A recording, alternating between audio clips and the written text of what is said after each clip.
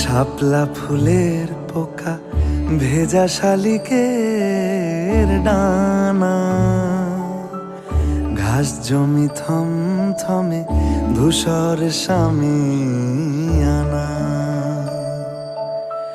শাপলা ফুলের পোকা ভেজা শালিকের ডানা, ঘাস জমি থমথমে ধূসর শামিয়ানা। পাশ দিয়ে পথ গেছে দূরের থেকে দূরে, পাশ দিয়ে পথ গেছে দূরের থেকে দূরে। অপুর পায়ের ছাপ ডুবছে বাঁশির সুরে।